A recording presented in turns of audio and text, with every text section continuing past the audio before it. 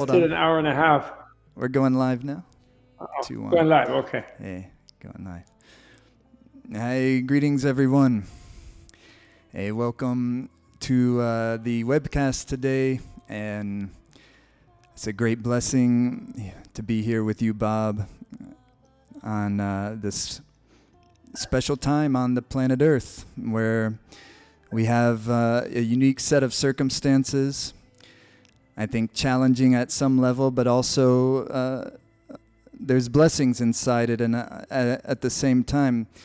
So I feel very grateful to be here with you today, and I know we have people all over the world who are attending with us, and I feel very grateful to just be here. Everyone talk the Dharma, turning the wheel of time, and maybe you could maybe you could start us off on that. Turning the wheel of time for good. Yes. Yeah, where does that come from? Well, to me, it comes from the problem of the bodhisattva. And before I say that, though, let me just say I'm very grateful and happy to be here with you, Jayadev. Cool. And I think it's really wonderful. I'm in Menla retreat in the country, in the Catskills. And I'm in the sort of main room of the spa building there with the healing deities behind me in the Tibetan system, the Tibetan medicine, Buddha, these kind of things. And we're completely quiet here because with the lockdown, no one can come.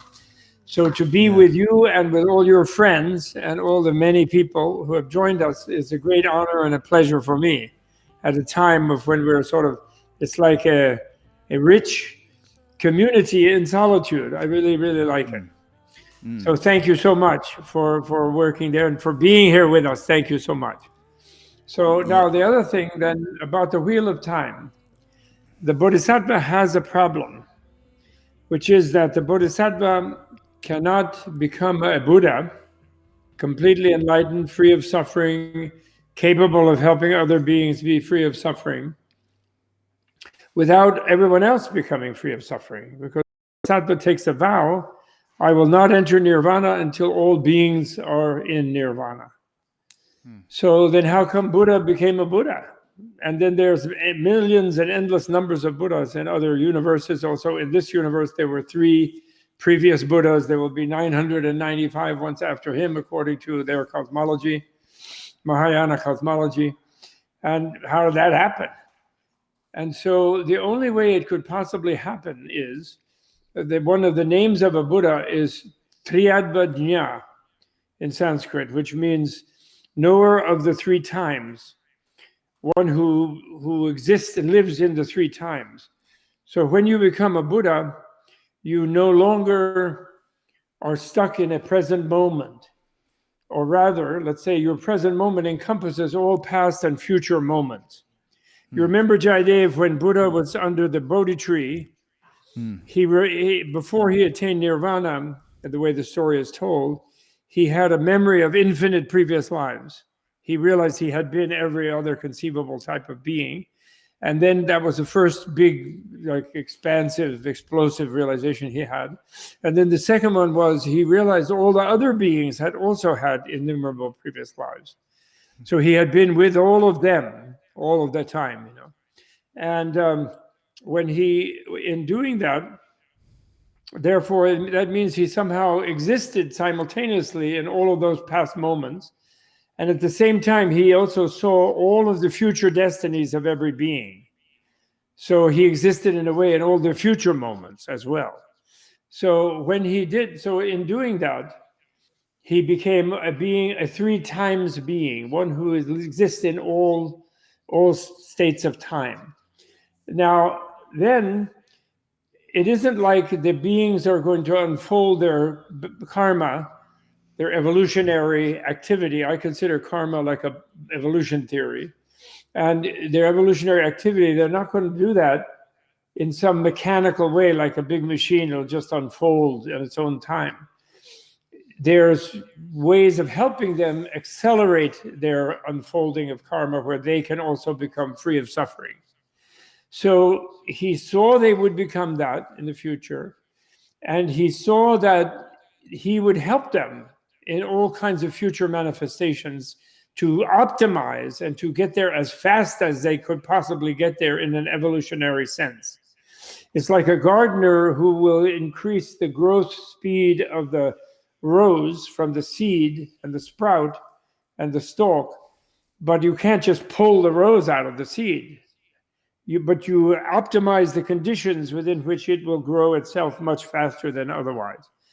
And so that was the Buddha's solution to the Bodhisattva's problem, in the sense that all the other beings are enlightened with the Buddha's enlightenment in their future time, but their future time is his immediate time.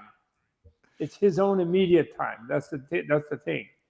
So, but then there's a final complication, is that then turning the wheel of it is he keeps himself present in the time with them, and he turns their own time into a kind of machine for them to evolve to where they can become aware of their own freedom, blissfulness, lovingness, and wisdom.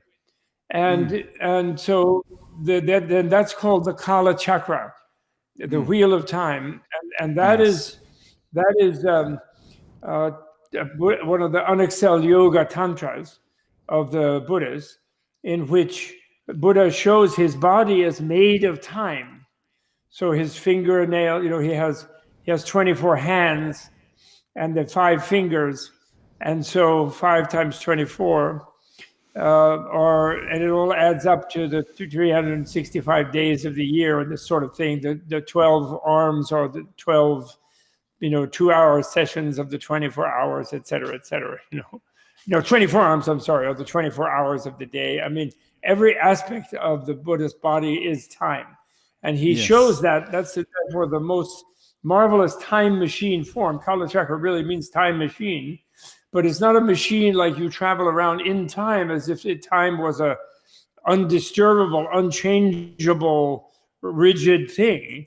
You use time as a machine to help beings evolve into Buddhahood. And it's quite marvelous. I think in world religious terms, it is a way of making time into compassion, rather than time as the impermanent destroyer, as an usual way in which and in Buddhism as well, usual way you see time as something destructive because you get old, you die, time, everything is impermanent. So instead, everything is evolving. Mm-hmm. Yes, and I think it was an esoteric teaching, and in a way it still is a little bit of an esoteric teaching, because if people feel that they're in the best of all possible worlds, if they feel that, then some people will misunderstand that. That's what Voltaire ridiculed in his book Candide. He ridiculed the idea of best of all possible worlds to ridicule monotheistic faith. You remember? Yes. But the thing is, because some people will misinterpret that as meaning that they should just accept everything as it is and not try to do anything positive. And then others might misunderstand it to think whatever bad thing they do, it doesn't matter because it's the best of all possible worlds. So therefore, it's a kind of an esoteric teaching. But maybe in this present day, it should be more well known by people, because we're in a completely different moment on the planet, really, than they were in ancient time. Do you think so? That's the turning of the wheel of time. What do you think? Yeah, I think it's amazing. Do you think that is why His Holiness the Dalai Lama is been putting so much emphasis on doing these big Kala Chakra initiations, because these types of teachings, it's very important for us perhaps at this time in the evolution of our species, not only, for instance, we're in kind of what really might be more of like a mini crisis right now. As you mentioned, when we were talking a couple of weeks ago, it's almost as potentially a warm up for the impending really climate crisis that's just right with us. Do you think that some of these like Kala Chakra, but also other teachings really from all over the planet that have been really kept more secretive historically, now it's important that they're more available? And really becoming, I think, and I don't know if it's because of the evolution of consciousness collectively, but even less esoteric, meaning that we're ready to understand these things. It's not that they need to be kept hidden in the way that perhaps historically maybe there was a good reason for that. What do you think? Yes, I do think so. There's the famous Catholic thinker Teilhard de Chardin, who had his idea of Omega Point, which is where they get the Omega Institute out of, And he saw things as coming to a point where there would be kind of heaven on earth. And all of the apocalypticism in the different traditions, you have the Mahdi, and you have the hidden Imam, and you have for the Sufis and the Shiites and so forth, and you have the second coming for the Christians, and you have Kalki for the Hindus, So a lot of people have this kind of idea of a culminatory time. And I think that certainly Tibet has seen a major destruction of its whole spiritual culture, which was its place where it preserved the Buddhist culture of India, actually. It's Buddhist sciences, spiritual sciences of India, the Buddhist side of the spiritual sciences of India, and so on. It saw a complete destruction, and yet that's caused it to sort of spread really worldwide in a certain way.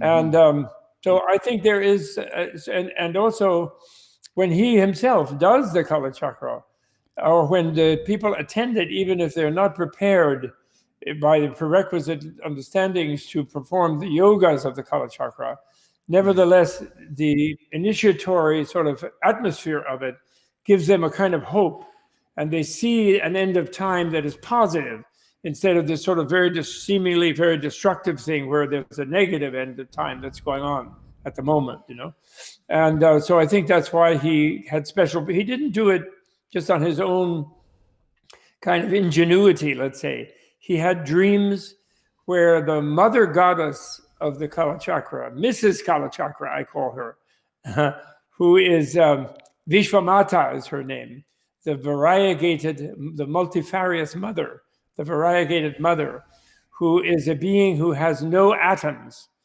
who her body is made of complete subtle plane that requires no atoms.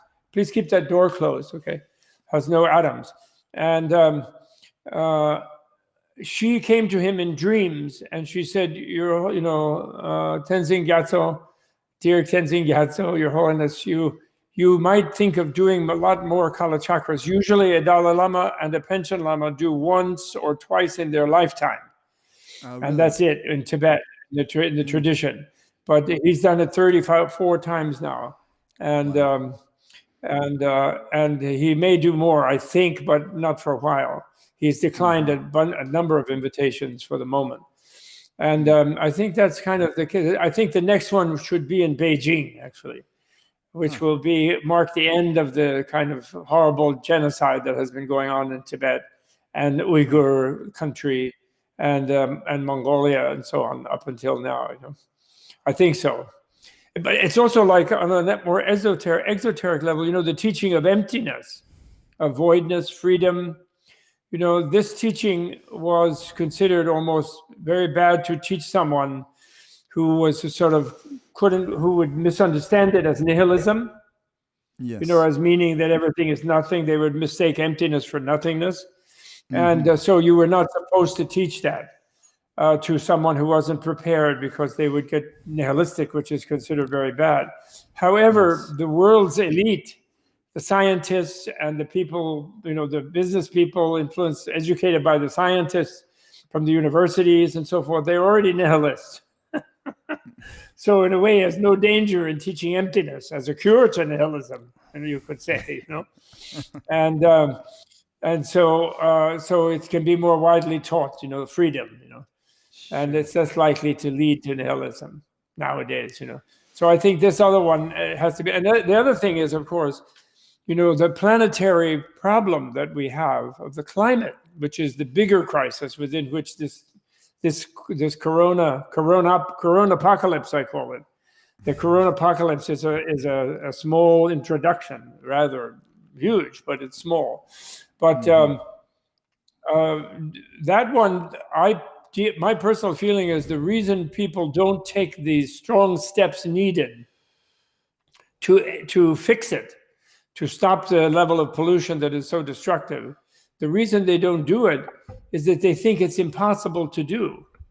Where everyone is conditioned and brainwashed to feel hopeless, that they can't get anything done, that they have no power. Yes. People don't vote in democracies because they are brainwashed that their vote doesn't count. People think that what they think doesn't count, that it doesn't make any difference to other people. And so I think that the strong reinforcement that everything matters, everything counts, everyone's mind has supreme power, actually, and not to fear, and also be happy. These are, I think, what people need to get this idea. I think. Yeah. That's just my simple-minded idea, but because I like to have fun, probably I'm rationalizing my own enjoyment of fun. I was just reading. I don't think that's what you're doing. You don't think so? Oh, good. No, well, I I think so. You're good at having fun. I think you're good at having fun. I'm always That's very I'm always good. getting better. You have, I'm always getting better. you have tea in that calabash? I have like Is that some what is that? from like some mate Oh, with that's some so cool. some tulsi inside. Yeah. It looks like a calabash or something. That's really cool. Yeah, I only have a teacup. Hey, one thing I think about. I love your. Yeah.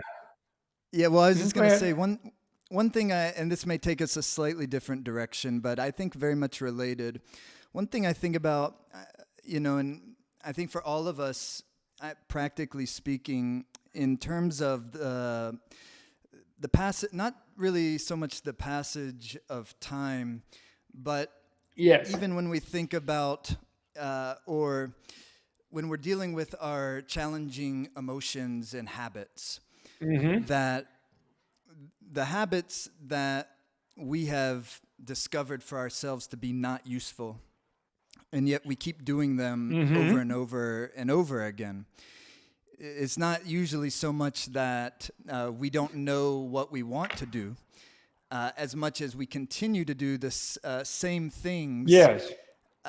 that we've been doing, even regardless of Right. our better intent. And in a certain way, and Yes. even from the yogic perspective, that is the past that is now kind of overpowering my present or my intent for my future. Okay. So when Sure. it becomes, Sure. very practically speaking, with all of us around the world, many of us, our normal routines have been very much disrupted.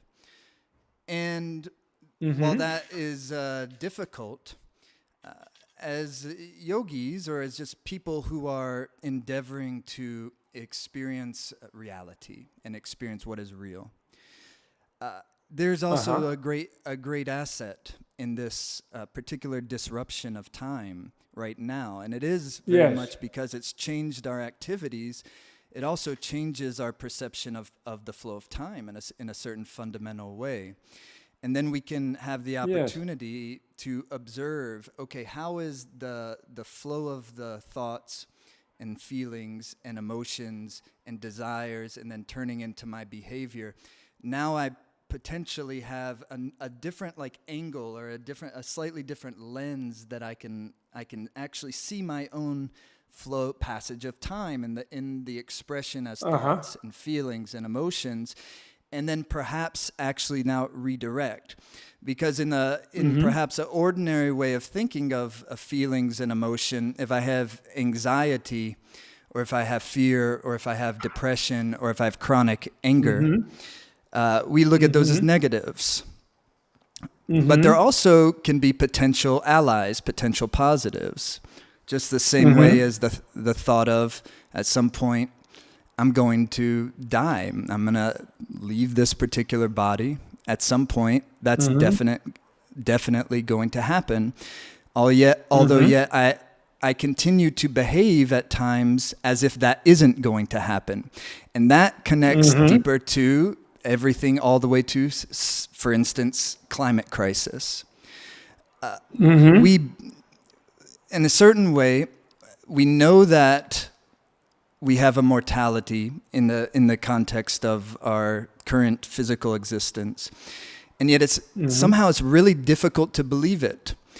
And but if I can do a little better at recognizing the reality of that, then it actually changes how I interact with life itself. And to me, all that connects into like this wheel of time, and this kind of, it's got to be. I was listening to the Dalai Lama talk. He was being interviewed. I was just watching videos yesterday, just kind of getting my mind tuned to what we may be talking about. Good. Yes. And he was saying that before the Kala Chakra initiation, he gives his talks on really just fundamental practices of Buddhism, fundamental practices of working with the mind and so forth. And he was saying how, there's thousands and thousands of people who come to this. Everybody loves the idea of an initiation. And of course, I recognize the initiation as very important and powerful, and I'm sure he does too. But his point was, to him, he was saying the most important part was the preliminary, just fundamentals of practice. Absolutely. He always tells people that during the thing. Yes, he always tells people that. He says it's a little trick. He says he thinks it's a positive trick, but it's a little trick. Yeah, right. He always says that. He says, he said at the beginning, he says, he doesn't do it right at the beginning, but when he gets to the initiation part, just after having given the preliminary teaching about compassion, the bodhisattva, this kind of thing, he then says, now you've had the more important teaching. And now we're going to do this initiation because that's what brought you here. And you wouldn't have come to this other teaching that I just gave. But this initiation really, out of 500,000 of you here, there might be 2 who can actually practice it. And I don't think I'm really even capable. I'm not really capable of really transmitting it. People say that. I love that. It's just, I'm not even fit to do it, and none of you are really fit to practice it, but we just do it anyway. It's a good thing, and it gets you to come here and learn this other more important thing, he says. And then he always says that in the reason he does Kala Chakra particularly is that the excuse is that in the mythical country of Shambhala, which is somewhere up near the North Pole or something, a magical country under a force field that no one can see, but that emerges at the sort of final moments of this positive narrative, that is in the Wheel of Time teaching. And he says there every year. Some other dimension? Really. Yeah. Yeah, no, well, it's supposed to be on Earth, but in a way it's enfolded in another dimension, so no one on Earth can see it until a certain time comes. Then it becomes visible to everybody, actually. And then actually some negative people invade it, actually, as soon as they get aware of it. The corporations want to go and dig for gold or mine for oil in it or something. And when that happens, then there's a big problem, and then everything is fine. Then it's all over. The negative, greed-driven industrial world changes, according to the legend, And so he says they do that once a year to the whole community, the whole society, the whole nation, which supposedly has 96 million subjects in that kingdom. It's not a small little hidden valley like Shangri-La. It's like a huge country with 96 different provinces, each one of 1 million people. And in the legend, or whatever it is, And so he always says that. It's very sweet, really. Although he is highly qualified, I consider, and it does create a wonderful temporary bubble when he does it. That it's, I've been 20 times or something. If he would, I would drop everything and go again. So just because, even though I can't really properly do it, but I will properly do it someday. I know that. Just not quite yet. Unless we all stay on this retreat for another few years, then I might, But there's all kinds of other, as you said, there's routine things that we do, Yes, well, I hope people now who are suffering about this coronavirus retreat and lockdown and so on and worrying And of course, we all feel for people who have lost loved ones. That's really very, very difficult. But Yes. but in a way, they should, even like the Irish, for example, when someone dies in the family, they have a big party, and they all get drunk, and then they send the person off with a joyful party, And because we live in denial of death, when we're forced to face it, we get all gloomy about it, and we make an unnecessary thing about it. It's actually a very natural process, and we also, of course, we're taught that that's the end of that person forever, which is, of course, false, obviously. And but even there, they shouldn't be that frightened about it, because at least the person is not in pain. If they believe the person becomes just nothing, then at least they're a happy nothing, in the sense of they don't have pain, they're not going to hell or something like that, which is why they developed that doctrine that, the scientific materialists offer you the salvation of nothingness, which is at least a salvation from the fear of hell, and that's why it's so persuasive, that doctrine, But it's a nonsense, unevidenced doctrine. It has no one has ever proved it, and no one ever will prove it. Right. So so even there, they shouldn't be that upset about it, but they do get upset about it. And so I like what you said. In Tibetan Buddhism, there's said to be 3 roots of developing knowledge of impermanence, which is considered a really very valuable knowledge. It's kind of an initiation in itself. And the first root is to meditate. I really am going to die, which we might think is gloomy and morbid. But actually, it's very joyful when you really face it. I really am going to die. At first, when you're told that you should meditate on that, you think, what nonsense, I know that. Why should I meditate on it? But when you then begin to meditate, you realize what you said was correct, that you go around denying it. You're going around in denial of it. Oh, yeah, next year, I'm going to go do some Kundalini with Jayadeva next year. Oh, after I retire, after I finish making $1 million over here, I'm going to go there. You act like we're going to be just like this forever. And nobody knows that. So the point is, we live in denial that we're going to die. And therefore, it sneaks around behind us and makes us scared. If we say, I am going to die, then what? Then actually, the fact that I'm not dead yet is kind of joyful. That's right. If I'm sure I'm going, well, I didn't go now. So that's already one blessing I can count, right? Yes. Then the second root is, so the certainty that I'm dying is the first root, really important. The second root is, there's no certainty when it will happen. It could happen anytime. So then the moment becomes more intensely valuable when you think of that, right? You want every moment should be quality moment. If you could lose your life at any time, you want to have the best moment you could possibly have, right? Yeah. Do you know that saying by Elizabeth Kubler-Ross? Was really neat what she said. She said she'd been with 10,000 people and helping them in the process of dying. Mm-hmm. And she never met a single one who said, oh, I'm so sad I won't be able to spend another day at the office. Not one. Of course. Exactly. So they, what do we want? We want to be with our loved ones. We want to be, doing something meaningful. We want to do some yoga, like develop some sort of sense of beauty, sense of happiness, sense of kindness, sense of friendliness, whatever it is, that's what we want.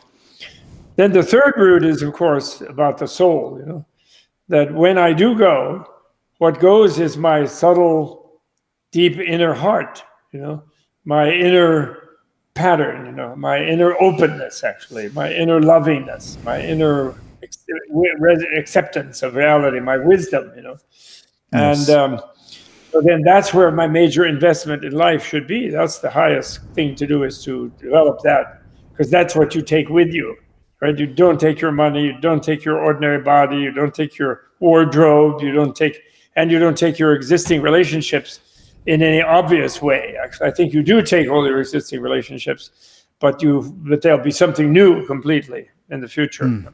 And so you take your love with you, for sure. You take your love with you. Yes. It takes you. I'll put it that way. If you're lucky, it takes you. I think so. Those are called the three roots, and it's considered, when you have those three roots, that you're going to be a happy camper. You're going to be happy. So, for example, in the coronavirus, the people who are on retreat, well, they have to worry about food and lodging and debts and payments and whatever. But, within that, they should be happy, and they should seek to solve those problems from the point of view of can do, this is great, I'm alive at least, this kind of thing. Yeah. Right. And that's where... Yeah. Yes, please. That's where the practices come in. So how can I go from that, theoretical understanding of it, makes sense to me, yet it may or may not be what I'm experiencing. So therefore, so they devise these just tremendous, whether it's the yogic, it's all the yogic stuff, but whether it's coming through the Tibetan Buddhist context or otherwise, these phenomenal just ways of, let's see if we can move this in this way, push that in that way, to where the actual inner environment is adjusted, that turns that theoretical into an experiential knowledge, to where it's undeniable. It's undeniable to know that the things that are important, that will be important to me at the time of my dying or your dying, are the exact things that are truly important to me now. And what is seemingly important to me, but in reality, non-important whatsoever, that's going to be completely apparent to us at the time of death. And so back into this time idea, that time of dying and the present moment, they're intertwined. They're not two separate things. They don't exist without each other. And therefore the future and the past and the present are all intertwined into this moment right now. And that's what the meditation practice gives us experiential knowledge of. So it's not, that's why to me, I know that when you're speaking this and it's coming so, just beautifully, purely from your heart, it's coming from some level of experience. Definitely. Sure. That's undeniable. And it's a little bit. But who knows? I don't claim a thing. But listen, would you lead us in a meditation like that? I would really like that if you would do that. Oh, right now you want to try something? Why don't you give people lead us? I would like to follow a meditation you lead, where you think that you simulate that we're all at the moment of death. Yes. And then how would we open up inner chakras and inner hearts and things? I would love it if you would do that, if you wouldn't mind. Sure, why not? Okay. Okay. All right, let's try something. So let's come. Everyone can just come in a meditative seated posture, whatever feels comfortable to you. Justin, I'd like you to change, while he's doing this, I'd like you to change this, to put this thing on the machine here, and then lift it up so I don't have to look down to see him, okay?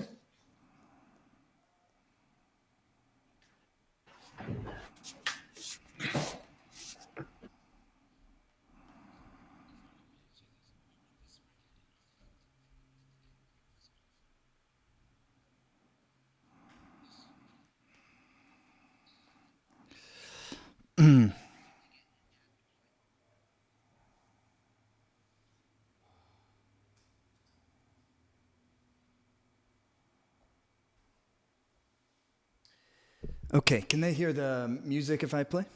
Great.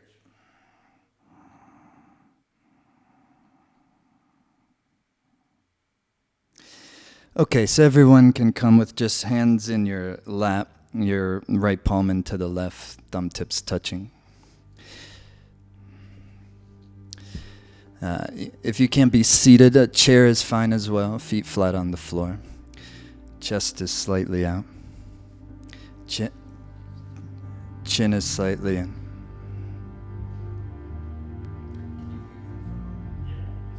Okay, good. And then close the eyes down. And simply just bring awareness to the natural flow of the breath.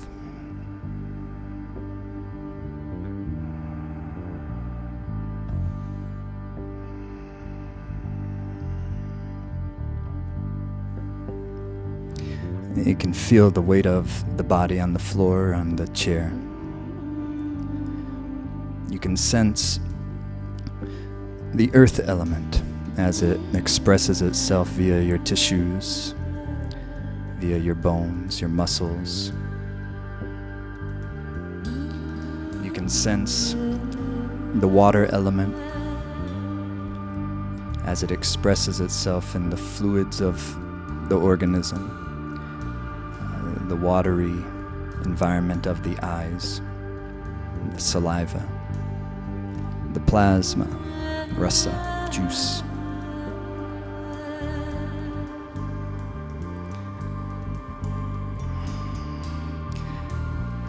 You can sense the fire element as it expresses itself, the warmth of the body, the blood, digestive warmth, metabolism.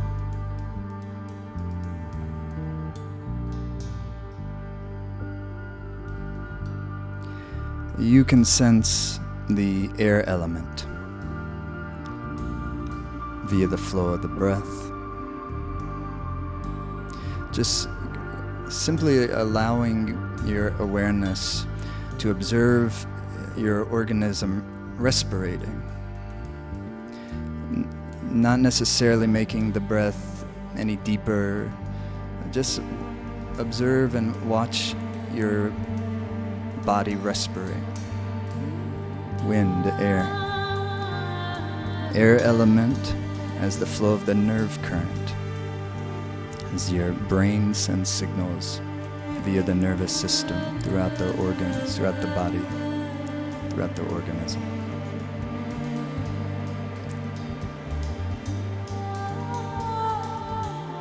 And then you can sense the ether, akasha, space. The channels, the channel that begins at the mouth, ends at the anus. The channels of the circulatory system.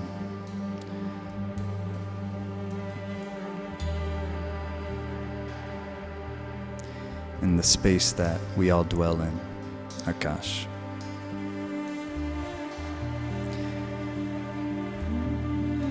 And now simply imagine as if it were the final moments of your life.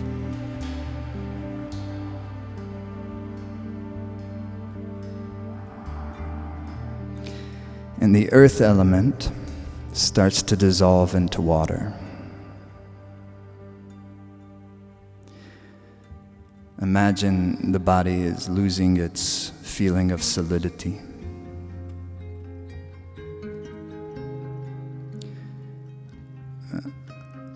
Become unable to move the limbs.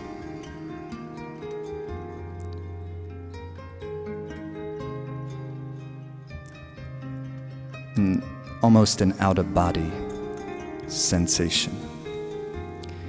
And out of this, a feeling of fluidity emerges. And then water starts to dissolve into fire. And that feeling of fluidity becomes more like a warm mist.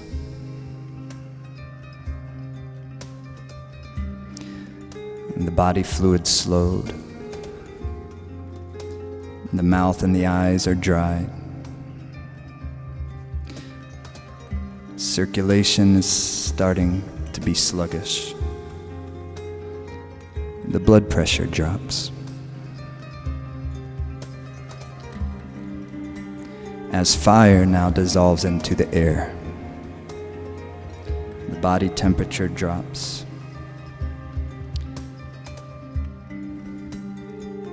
The skin becomes cool. And there's a feeling of weightlessness, without boundaries, clairvoyance.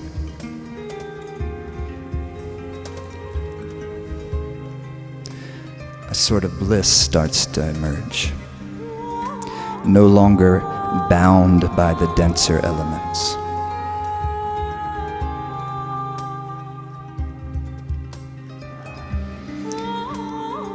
And then air starts to dissolve into ether.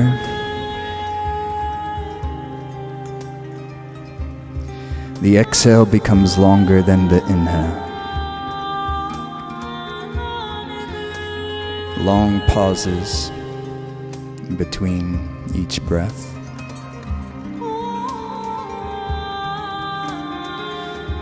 As we start to experience a sense of pure consciousness, clear light.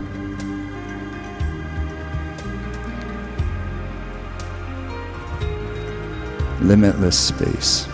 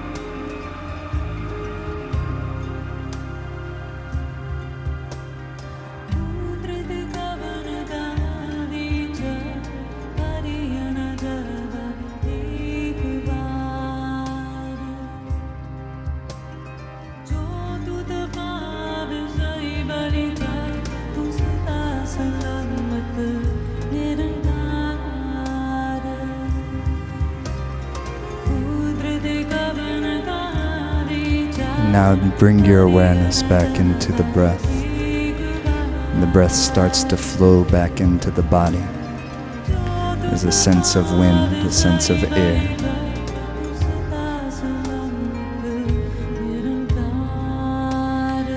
You feel a warmth come back into the blood and back into the skin.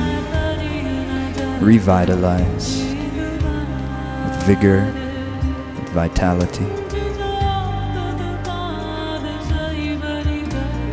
The digestive processes continue.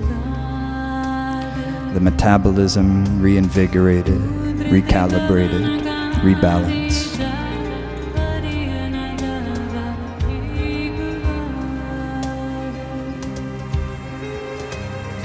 A sense of fluidity reemerges, moisturized all through the organism. Good juice, good plasma, good water. Hydrated, taken care of, loved. Sense of inner confidence, sense of inner strength, sense of inner contentment, sense of inner fulfillment.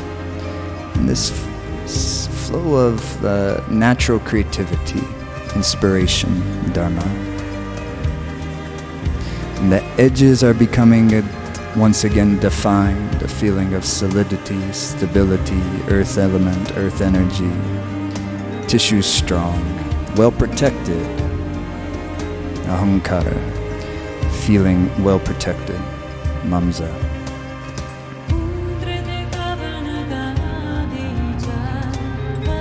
The body organs strong, healthy. The immune intelligence infused with good life force prana, energy of intelligence itself, protecting you, knowing what is not you, eliminating what is not natural to the organism, any pathogens, well protected.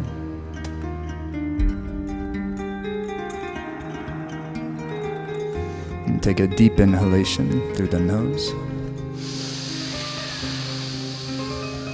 And suspend it. And exhale through the nose. And again, inhaling deeply.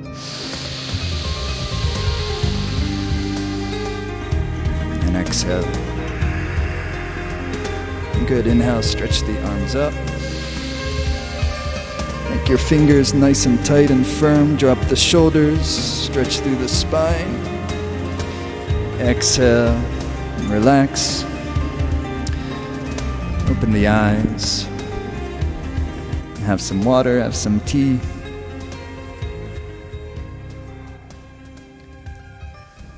Is that not? Can I hear Bob again? Yeah.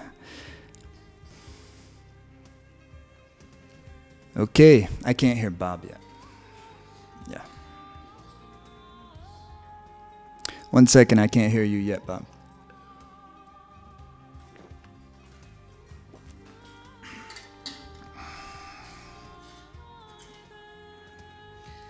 So, and while waiting so I can hear Bob, that's just a little simple snippet of a meditation. I think next weekend we'll have lots of time to do more, and with also some of the yogic exercises, and to go into some of that space where we can utilize yogic practices.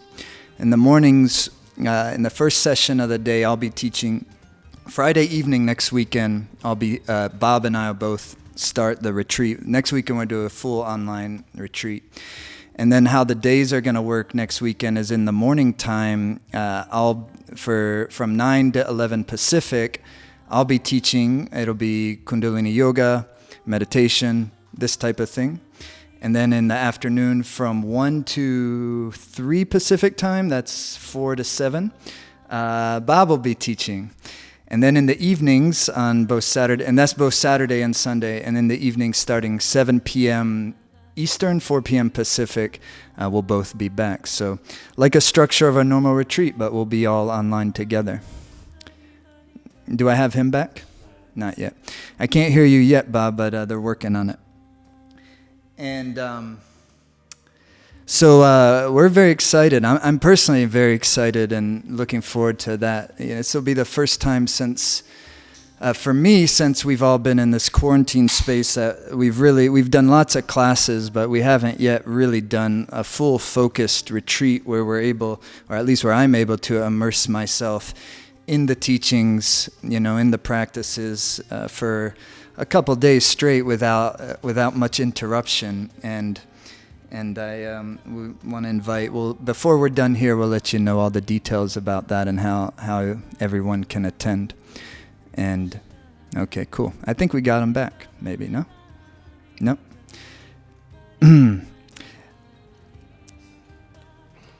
The idea is, here we are.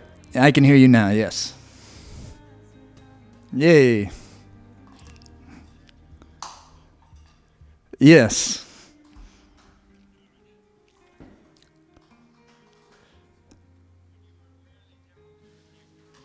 Yes.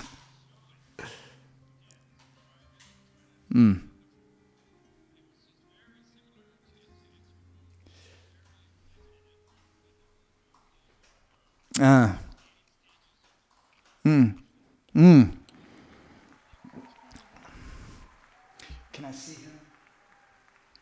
Yeah. Oh, well, let's do that. Let's do that next weekend. Let's do it during the retreat. We can do that. Yeah. Yes. Yes.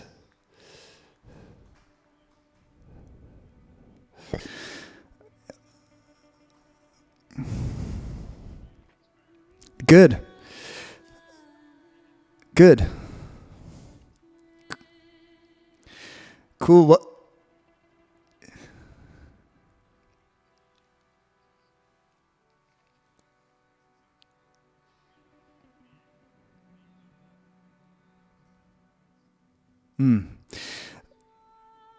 How about Friday?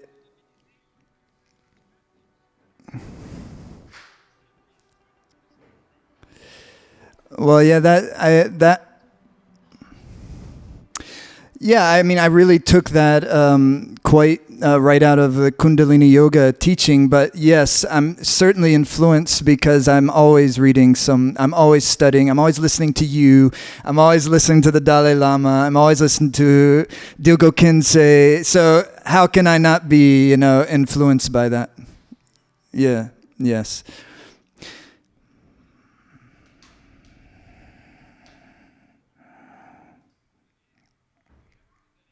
Yes. Mm.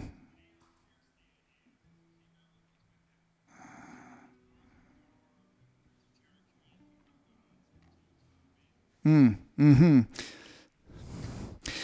Oh, Kasha thing, joining you and working together, going back and forth like that. And the music is good. I never had music. That's terrible. That was so nice. It's so that's my helpful, the music. yeah. Who was That's that? my Who was the woman? that's my Yeah, wife. is That's that was that's Simrit. Yeah, Smrt? But Simrit. Smrt, how do you pronounce Simrt? You call it? SIMR. Yeah, Simrit. Simrit. Yeah. I know, but well, the is a vowel, right? Simrt, beautiful. They can't hear Bob. Bob. What? Apparently they What? can hear me, but they can't hear you. And they're Oh, they still working on can't hear me. Oh, and they're working on the tech side of sorry. it. So You can hear me. I can hear you I see, great. I see. And Okay. the recording of it has it, Well, and we'll have that out. Yeah. Oh, So good. let me take over for just a moment until they get your voice back on. Please. Yeah, sure. Is he's there good. Never anything we mind. can do from this side? Now, you're back. It's okay now? You're back. Yeah, you're I'm back. Oh, good. Yeah. Good. Excellent. Lots of thanks to our video, Justin and Aki. They're pulling this off. We're working all That's together great. for the first time, and they're doing a great job. And this is really cool that we're Yeah, able that's to great. do this together. Don't you think? I do. I think it's wonderful. I really like to do it. There's a funny hesitation, time lag on my side. Yours is better than mine. So I have bit like a for me little too. time lag. Oh, you see it as having a time lag? I see. Okay, good. Just a Yeah, I touch. had to move the thing because I wanted to be about the same size distance from the thing. And I didn't want to look down. They had it where I was looking down. Okay, great. I love Great. that spa at Menla. I used to do Ayurveda, clinical Ayurveda, and worked in Oh, really? Panchakarma. Oh, cool. Worked in Panchakarma centers for years, and when I went to the Menla spa, I said it's by far the most beautiful, and not just beautiful in the aesthetic, but just the vibe, just the whole thing. I think the most beautiful healing center I've ever been in is at the Menla Center. Oh, there. really? Oh, that's so sweet. It is really. My wife made it. Like your wife sang, my wife made the building. And we had some Tibetan artists. The Tibetans have a beautiful thing on the medicine Buddha thing, which I think Yes. got lost in India when Buddhism got lost. But it was originally from India, by Guru, his name, the medicine teacher. And it turned a deep blue color, It's really quite wonderful, But I really like that. The moisture and the skin turning cold, and that's perfectly beautiful, The Tibetans have an eightfold thing, where you have different inner visions and so on. That fits very closely with that. I liked it, when we do the retreat, we'll work a little bit with the chakras. I think we'll try to set up some Sure. chakra things, central channel and chakra and things like that.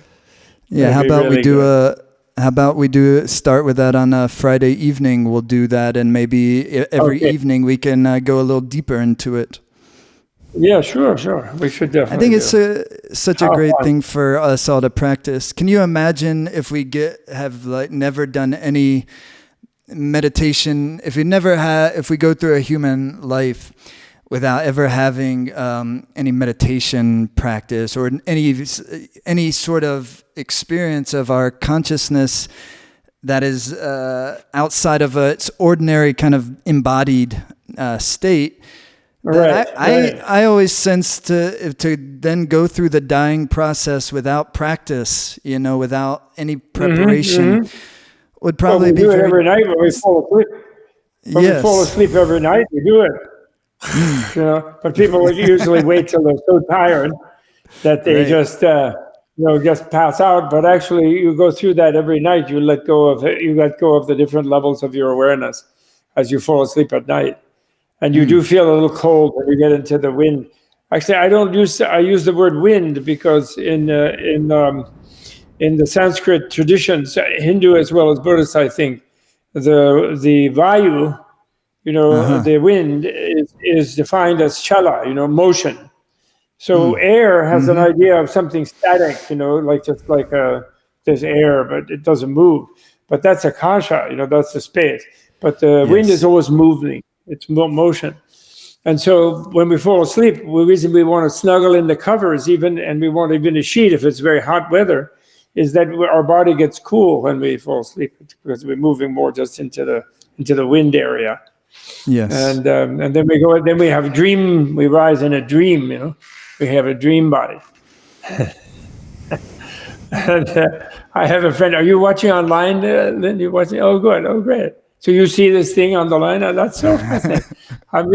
It's really great the way you and Josh and Akil, you say, is the guy who runs the tech. Aki. We should all be yes. grateful for the tech. We should all be really grateful for the tech people. Yeah, thank I you, think Justin. that I'm not necessarily a big Facebook person. I don't really use it in these things, and they are being abused a bit, by the political types. But they're wonderful. I love to have a global mind. Imagine if people could, even without the coronavirus, if you could lead that meditation for 3 million or 20 million people. They could sit there with their phones instead of playing some bleep, bleep, bleep, bleep, bleep, bop, bop, bop, boop, boop, boop, shooting game. They could actually sit and feel their own moisture of their own and the vitality in their own body, or, some different, even better, more noble structures than the normal ones and so on. In other words, that's technically possible. It's not politically happening quite yet, but here we're doing something that's wonderful. And it really should be the case, It should be the case. This group mind through how many billion people on Facebook, and we should be aware of all the suffering of the people in the refugee camps and things, and they're able to get online at least, and we should be able to see all of them and deal with it. And there's no compassion fatigue at all if you stay happy. If people really understood compassion, Carl Sagan made a thing about, we can't really see so many refugee camps and wars and terrible things on the news because we get compassion fatigue, he says. But that's not true. There's you don't no get limit. if you know what compassion is. If you know what compassion is, you realize that the more you see, the more you have to be happy, because you can't do anything about it if you're paralyzed with grief just from thinking the wrong thing. They are actually paralyzed with direct hardship and suffering. And you're not going to help them unless you're happy yourself. That's the root. That's the foundation. Mm-hmm. Yes, it's that inner bliss, that vitality, that moisture. That when you came back, you were when your wife started singing, you started feeling vitalized. and you were giving people back a feeling to pay attention to their own life force and their energy. Yes. Because people naturally have life force and energy. Even if they're on the brink of death, they still feel inside there's something that, one cell still likes another until the bitter end. It's so simple. Our body itself is a massive cooperation of many micro beings. So like, you dig the microbiome? Oh my, yeah! What a trip, right? Yeah, and the gut and everything. We only have 23,000 genes. And the microbiome has a billion genes of different creatures in there. They're all hopping around, and they really like it when the music started. Right. Well, that's kind of the idea of all of Ayurveda, isn't it? Is that really, at its essence, Tibetan medicine, same difference. It is Ayurveda, same, yeah. Is that how do we get the organism blissful, essentially. But I think sometimes that word bliss, and maybe in a moment you can unpack the context for for how you think of it when we talk bliss. But essentially, like, how do we get the organism to cooperate? In order for it to get to cooperate, she has to become content. And if there's inner discontent, then she's going to take over our sense organs and drag us outside of ourselves in order to, in an endeavor to try to find contentment elsewhere.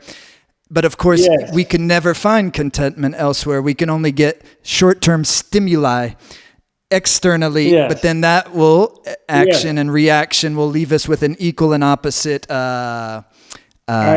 Although actually external is also good if it's not external.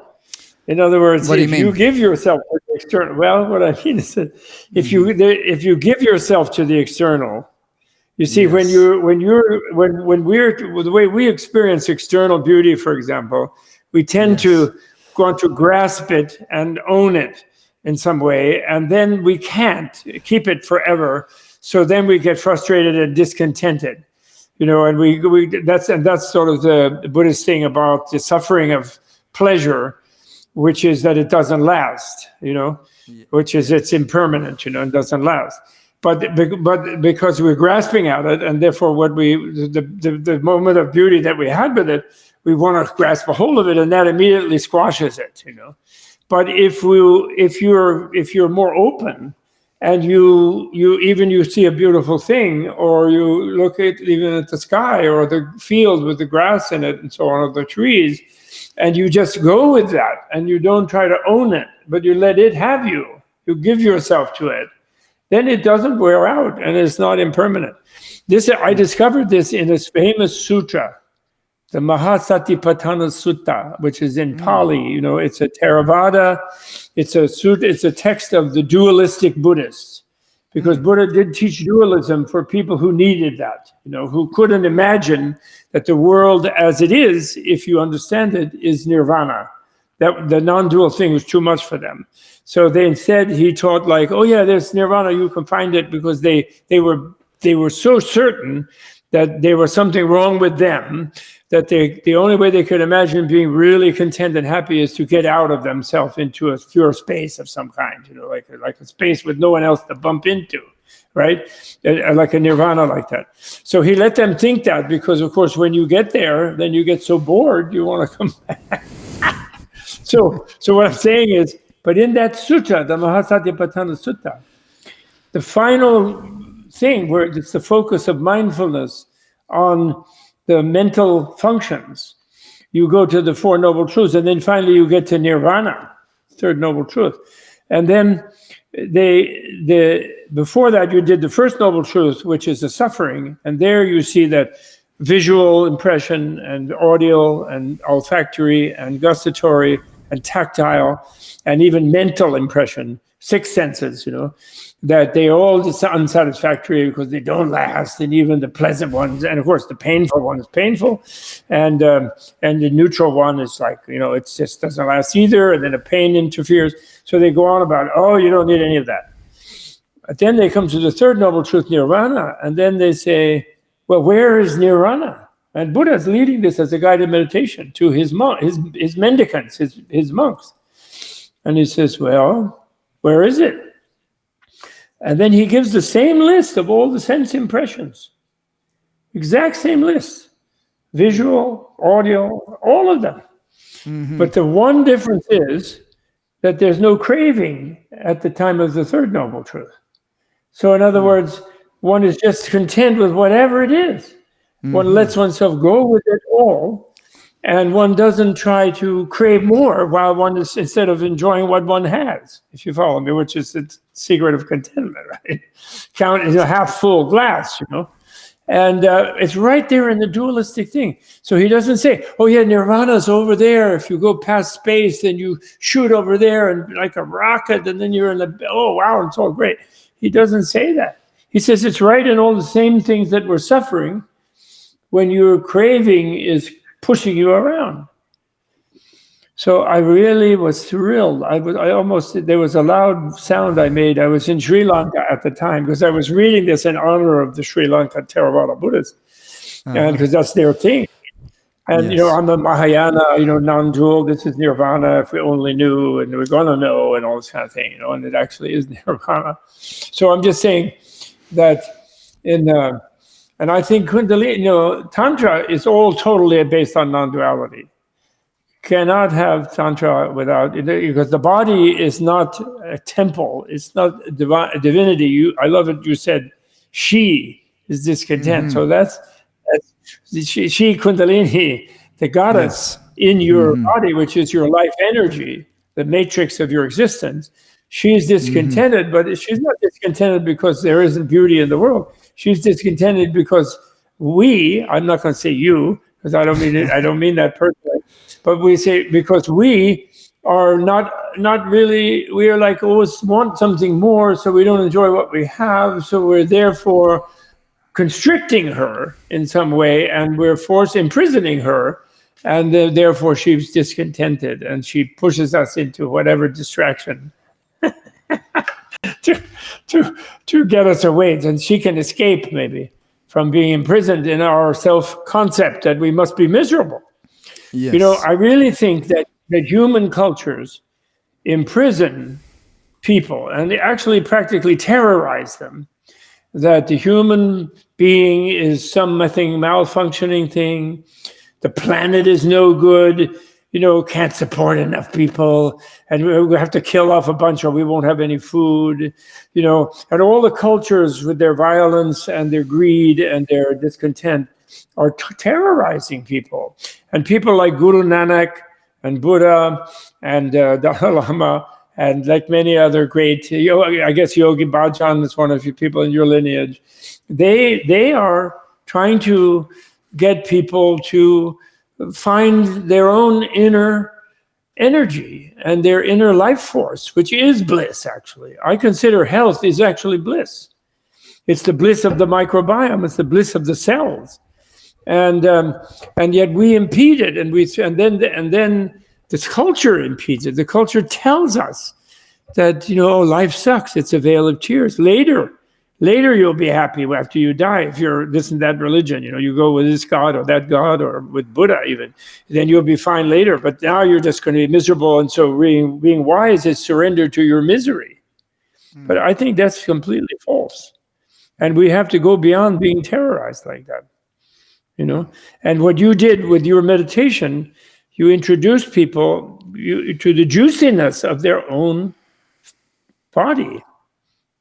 And even you had them, when they left it, they were in a clear light, in a pleasant light, clear light of bliss, no problem, right? And then came back, and then the body was feeling better. It brought a little feeling of clear light with it. Yeah, but of course, that's from non-dual point of view, the body is made of clear light. We're all made of clear light.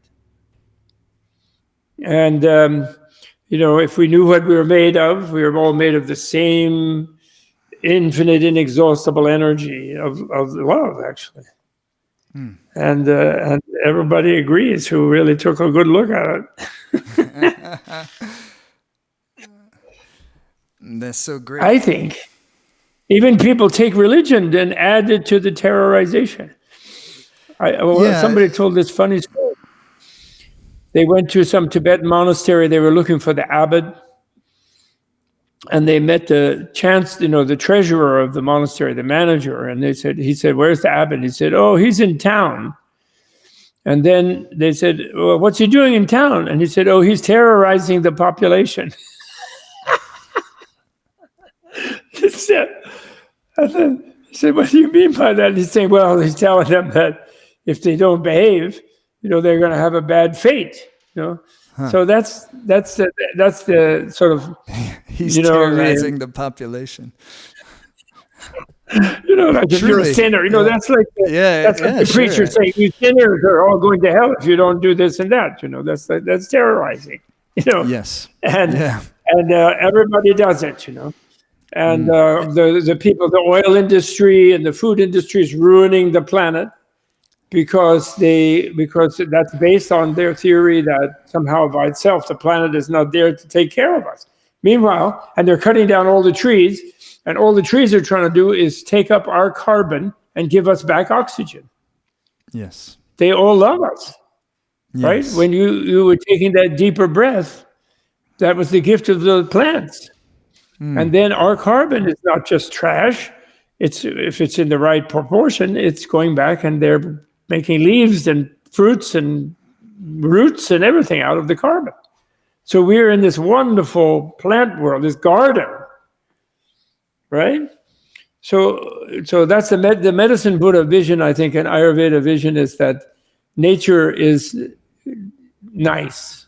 Nature loves us, I think. Although there are versions in India that also terrorize. I don't think it's an East-West thing, and in China there are. But right, I think the enlightened people, the yogis found out mostly. Right. Every culture, every tradition, every religion has its distorted expression of that, but everyone has its nucleus. That's, and I love that. I love the Buddha Dharma so much because it's so easily, secular even, and like these things. Yeah. We're past the point that this stuff can be religious. This has to be we're all human beings. If you breathe, you qualify. And we're. That's it. It's simple. It's simple. Absolutely. Om Ahum. Om Ahum. Well, let's tell everybody a little bit about next weekend. How about? Okay, please do. Yeah, so we're and everybody who's watching online, all the information is on the webpage that you're watching this on too. But so we're gonna start. It's the full retreat, Turning the Wheel of Time, and we're starting on Friday, this coming Friday, April the 24th. Yes. In the evening for the East Coast. What is it? Yeah, 4 p.m. Pacific and 7 p.m. Eastern. And then you can calculate there because I know we have people all over the world who are with us today. And so the first session, I know, isn't it? It's so cool. And so the first session will both be together. And then we'll continue where we're leaving off. Friday night. Yes, sir. Mm-hmm. Then the next 2 days, Saturday, Sunday, we'll have the same format. So it'll be 3 sessions a day. I'll teach in the morning, 9 to 11 Pacific. So that's 12 to 2 Eastern. And we'll be doing yogic exercises, meditation, and I'll be teaching in that way as I do. And then at 4 p.m. Eastern, 1 p.m. Pacific, you're on, Professor. That's Professor Bob will be teaching. Yep, and those are 2-hour sessions, and then in the evening we'll all come together.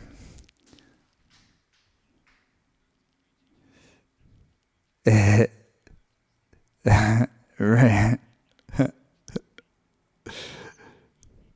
Good.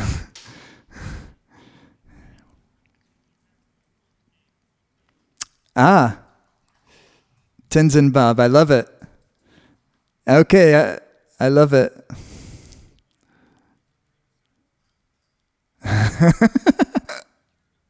Uh-huh.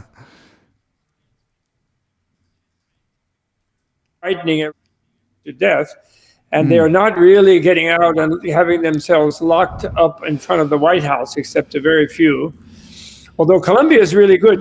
James Hansen, who started the first thing about global warming, he is a Colombia guy. He had an Institute of Climate they have Earth Institute there. So I have to say that's good. But on the other hand, this materialism dogma is really no good. Everybody has to realize that, even if they die, they have to die happy because they want to be reborn happy. And they're going to be reborn. There's no way out. So it's time to face that fact. because that's another powerful reason to be happy now. It's not like, oh, I want to have a future life so I can be happy in the future. It's by knowing that I have a future life, I'm going to be happy now, so I'll be sure to keep being happy in the future. It's more like that, you know. Yes. And whereas if everything is nothing, ultimately, then why make really fuss about anything, you know? You know, I mean, it's all going to be nothing anyway. You know, so might as well just like drink Coca-Cola and get diabetes and watch, you know, I don't know what, the news. That's the whole problem. No. Yeah. Yes, and so although I like to watch the news, although it's been very hard for the last 3 years to watch, Yeah, especially not hard. today. Used to be a little more graceful, but now it's really hard. But there is humor. I do love Seth. What's his name? Who does a closer Myers. look? You know him? Seth Meyers. Yeah. He does a closer look. That's You know, how the I get my comedians are news. the best. I That's get the my best all my news, news yes. from the comedians. I watch Jimmy Kimmel. I watch Seth Meyers, John Oliver. Absolutely. Yeah. Absolutely. Yeah. Absolutely. The artists. They're the best. But you know, a lot Yes. of them don't, in the Comedy Channel, for example, a lot of them don't get played in the Midwest. Oh, really? Yes, and they don't. The TV people keep them out of the red states. You know, the poor red states, they don't know they're being made more miserable than we are, even though they try to make us miserable. Anyway, where are you? You're in Massachusetts, right? Your home base there? No, I'm Northern California, Nevada City, California. Oh, you're in California? We're sitting chatting with you in California? No kidding. Amazing, right? That's totally cool. I didn't know that. Where? Northern California? Yeah, Northern. Have you been to Mendocino? Nevada? Have you been to Nevada City, Grass Valley area before? Oh, sure. I used to. I visited Gary Snyder up there many Gary years ago. Snyder lives up the road from us. Yes. Yeah, and then the people at Dick Baker in his heyday, he had a little Japanese house up there nearby Gary's place, walking distance from Gary's place. Oh, so all made by you went up Japanese to carpenters. Kadizzi. You went to Gary's place and Yeah, sure. Yeah, I had a funny time with him. At that time, he was married to the lovely Okinawan lady, and he had 2 kids with him, Kai and Gen. And he had a place made like a hogan, where you had a fire. He would light a fire, and then you'd have a council, you know, like the Indians, the ancient Pomo Indians or something. But one thing he neglected to do was create any draft place for the smoke to go. So we were having a council in there with some people when I was visiting, and the smoke was getting terrible. and so I left. I had to leave the council. I excused myself, and I was gasping for air outside in the outer room. And then his kids were out there laughing and giggling. And I said, well, you guys, what are you giggling about? I said, well, our dad always has councils with people who come in there, and then we wait to see who's the first one to be driven out by the smoke. You the first. Well, no, he said, we like the ones who come out sooner are better because they're less afraid of leaving. You know, the other ones want to stay in with the great poet, and their eyes are smarting with the smoke. And because he didn't think that the ancient Pomo Indians must have had a flu, you know, for the smoke. Anyway, I love Gary Snyder. He's really great. Yeah, he's a treasure. Great poet of nature. He's a real treasure. Do you see him? Do you see him? How is he doing? Is his health good?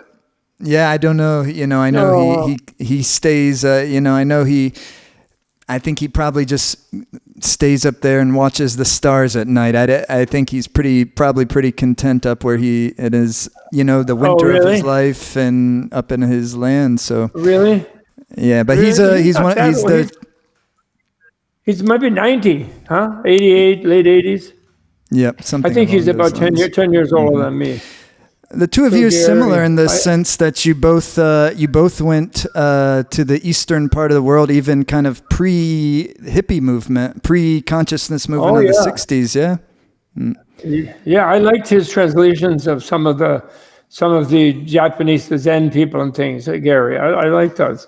I loved his Turtle Island book that he wrote when he was married to the Okinawan lady. That was my favorite.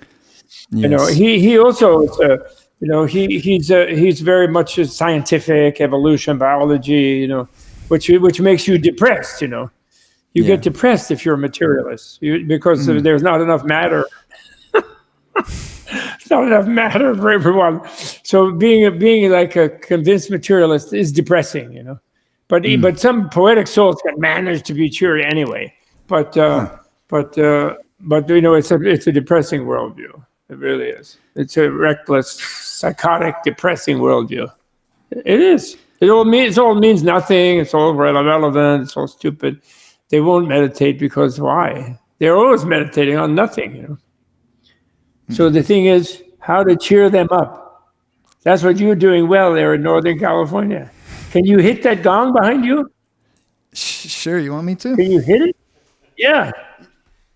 I like to see it make a noise.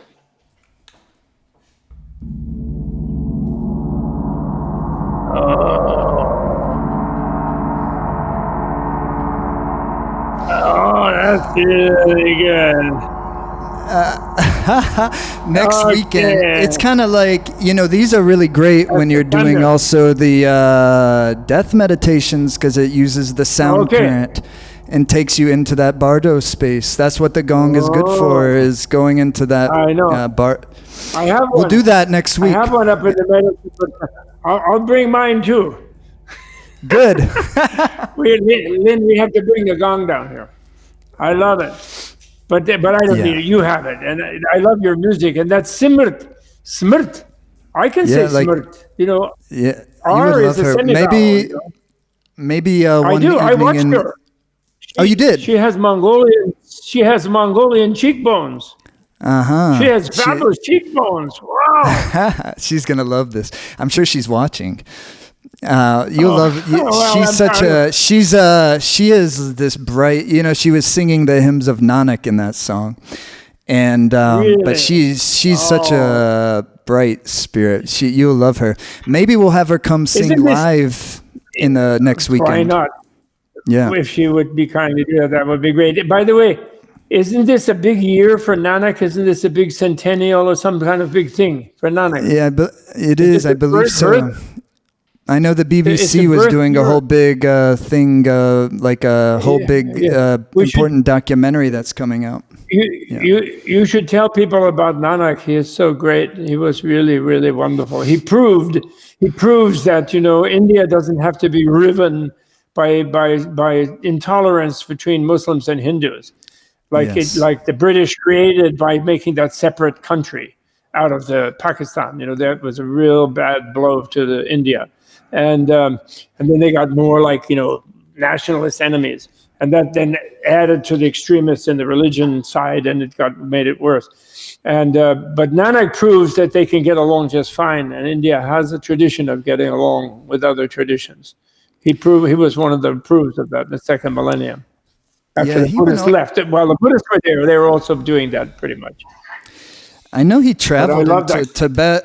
He traveled into Tibet as well. I think the Tibetans have a name for him. Yeah, Lama something. I had really? I didn't know that. Yeah, I believe so. And in fact, when I was in Dharamsala a few years ago, I talked to a Tibetan gentleman who was convinced that Nanak was an emanation of Guru Rinpoche, Padmasambhava. And I wouldn't doubt if that's the case, you know? Listen. That's the Buddhist thing, is the way of getting over this problem is everybody's deity is emanating as everybody else's deity. Yes, right. So therefore there's no problem.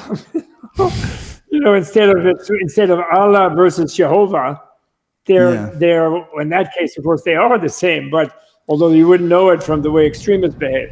But you know, Lao Tzu emanated as Buddha. You know, Buddha emanated as Confucius. You know, not actually Buddha, but Manjushri emanated as Confucius. You know, Buddha is an emanation of Vishnu. Vishnu is an emanation of Avalokiteshvara. You know, that's the Indian thing. Is all that emanating. It's the same stream of energy. Yes. You know, I went to this really beautiful exhibit in New York City last year at the Rubin Museum. Did that on time and Padmas. Did you go into that exhibit in New York City? I missed it, although because I'm always working down the block at Tibet House, but they always have beautiful things. I love them. So I did their first book, the Rubin Museum art book on Tibetan art, and I really loved them. And I loved Don Rubin, was really great. He was wonderful. He is wonderful. He's elderly now, like me, but he's really great. Hey, I want to make sure that everybody knows how to register for the event next weekend.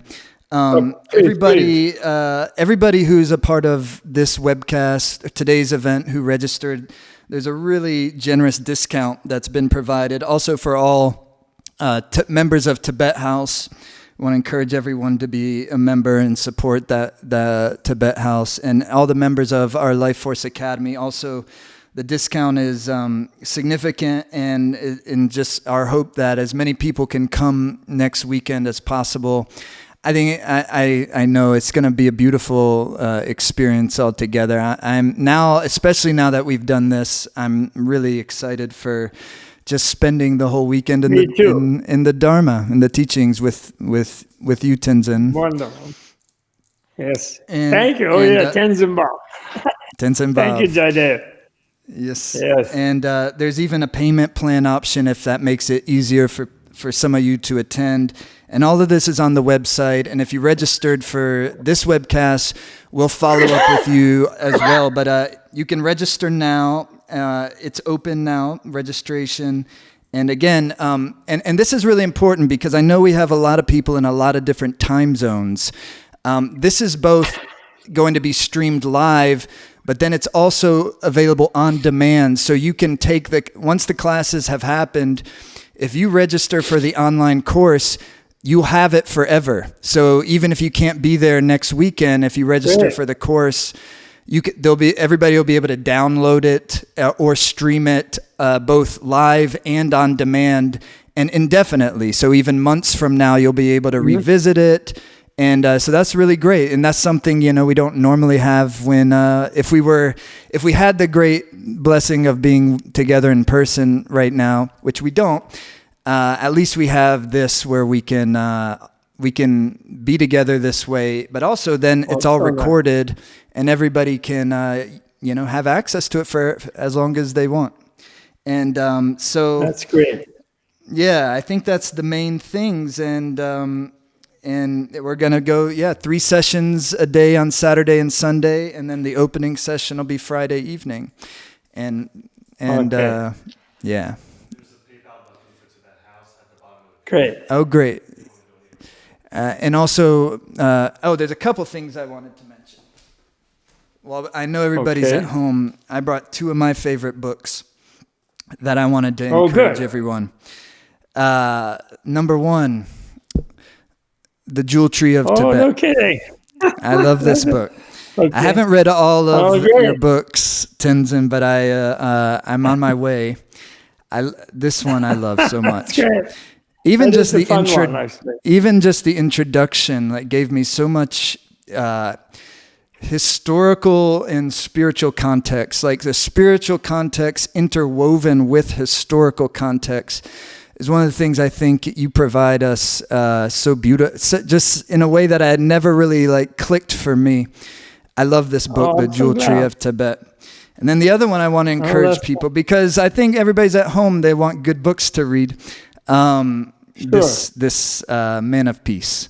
And this is an amazing, relatively new graphic novel on the life of the Dalai Lama that I know Bob and Michael as well over at Menla. Yes, Michael worked on it, and Willie Meyer.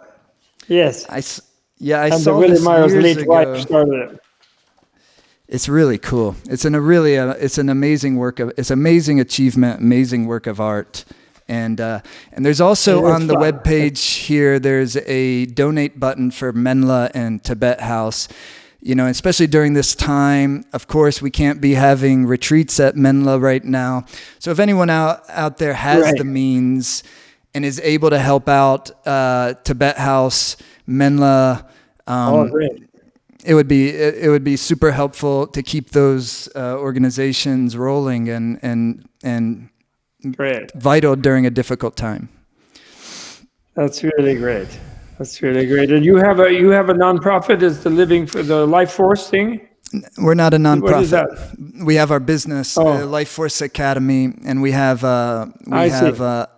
we've been actually doing online yoga meditation classes, teachings for many years. So right now, in this time, we were pretty well equipped to keep rolling, and even this is. But Wonderful. like that's part of what happens, isn't it? When we're have a constriction on us, it gives us. We've experienced a lot of new creativity in this time because when that kind of first limb of yoga is yamas. Is like all right, where when you apply constriction, helps to concentrate the life force. And then when that life force is a little more concentrated, then the creativity starts to flow. And of course, ideally, it's flowing in a dharmic nature. And that's what we're always doing our best, to tune into. Wonderful. This place that was given to us, it was given to Tibet House by a wealthy, very generous, kind person. To be a healing center, but before we were here, they had a certain plan for it, didn't work out, so they gave it to us. But before we were here, there was a lady here in this little valley in the middle of the Catskills, who was a medium, and she had someone called the guide who she used to channel, and they wrote together 55 books. Sort of in our general vein, like this kind of yoga, but it was a completely different line from this person, being. And one of the names of it was the Center for the Living Force. That was really? The name of their organization. Oh, how about that? And then they changed. At one point, they changed the name to Pathwork Center.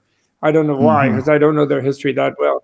But the original name for this place was the Center for the Living Force. That was the center. So like life force.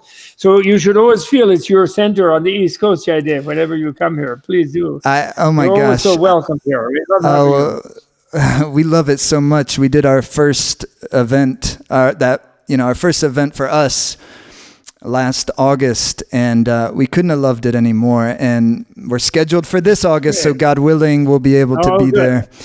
And if not, inshallah, we'll schedule again. But so people will get an experience next weekend of kind of like what we do in the Life Force Academy as well, in those morning sessions that I teach. I'm going to take the morning session. Okay, good. Sounds good. We have fun. Okay. Buddhists have more fun. Right. So isn't that the book you're working on? No, I already did it, but I don't know. My editor wants me to do a little something more. But that's the working title. I don't know if that will be the final title. Yeah, that's the working title. Buddhists have more fun. Well, not Buddhists. The Buddhists. There's a lot of miserable Buddhists. Believe me. Like you say in this is like, it's not about the membership to the club. It's not about the membership. That's right. Exactly. Yeah. It's Buddhas. And you can have Buddhas who are not Buddhists. That's the great thing about it. Of course. This means an enlightened, a wise and compassionate person. That's what it means. It's really great. Well, I hope everyone's able to, or as many people as possible, of course, able to join us next week. And that too will help the organizations rolling forward. But we're also going to have a beautiful weekend. But today was a lot of fun. And especially to everyone out there who took part in it, thank you so much. Thank you to Justin. Thank you to Aki. Thank you to the Menla and Tibet House staff. It's been a lot of work to make this happen. Thank you to the Life Force Academy team. Lynn and Joshua and Michael Burbank. And thank you to them. Yeah. And you, Joshua. Our Joshua. Wonderful. And thank you to Simrit. Simrit. Smriti. Do you know that Smriti means mindfulness? You know that. I see. Smriti. It means mindfulness, and it has other meanings in Sanskrit too, but it means mindfulness. And it must have the same root. It means, it means memory. No, the actual word smrt means memory. Aye. You know, and, That's it. and yeah. and so, for example, in Hindu scriptures, the smrti means, which is being, it's something remembered from the rishis. You know, it's like some kind of scriptural thing, a holy thing. You know, so smrti is a wonderful name. You know, how does she get that name? That name was given to her by Yogi Bhajan, but the way it's great. the way it's contextualized, I think in the Gurmukhi, which is right in the resonance of how you're describing it, is remembrance of the Nam, remembrance of the sound, remembrance of Yes. You know, Sure. And she embodies it very beautifully. Yes, remembering where we really are. You know, it's a way of knowing what we really are. And what we all really are is one great, giant, loving family. So that's remembering that. That's really wonderful. That's great. Thank you so much, Tenzin. This was a great Thank you. pleasure and honor for me to spend time with Me you, too. and I'm very much looking forward to next weekend. Me too. Me too. All the best. And all the best to all of you. Have a great day and a great week, and hope to see you again. All right, everybody. Take care. Okay.